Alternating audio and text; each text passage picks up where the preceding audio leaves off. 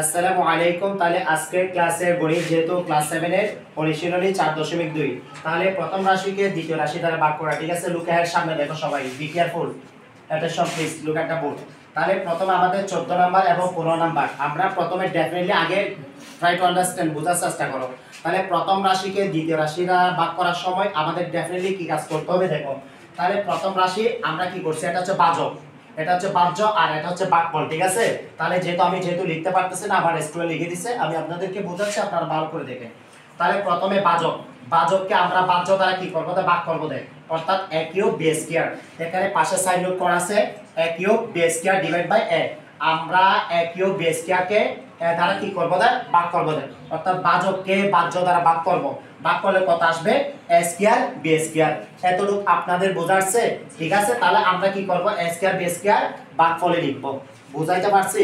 তাহলে এবার ভাগফলে লেখার পর ডেফিনেটলি এখানে চলে আসবে কি, অর্থাৎ ভাগফলের সংখ্যাটাকে আপনারা ভাজক দ্বারা গুণ করবেন। গুণ করলে কত আসবে, এখানে স্কয়ার দেওয়া আছে, এখানে আছে, তাহলে কি হবে a কিউব।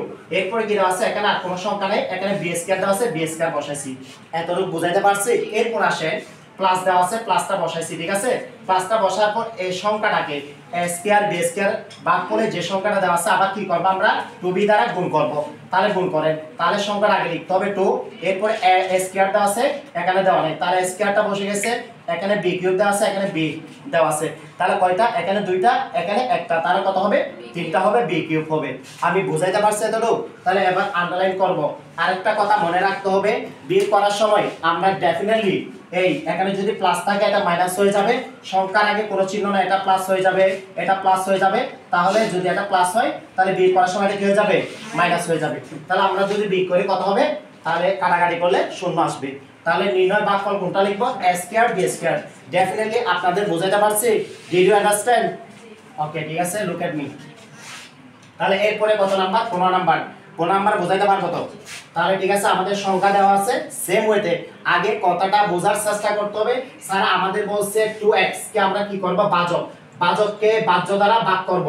ভাগ করছি কি, প্রথমে 6s square divide by 2x, কাটাকাটি করলে কত আসবে, 3x। তাহলে আমরা এটা ভাগফলে লিখব।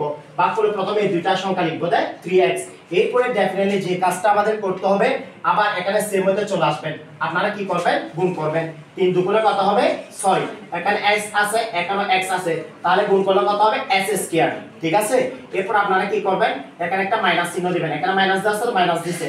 এরপরে আবার 3x কে এটা দ্বারা গুণ করবেন, গুণ করলে কত হবে, 3x হবে। কথা বুঝাইতে পারছি?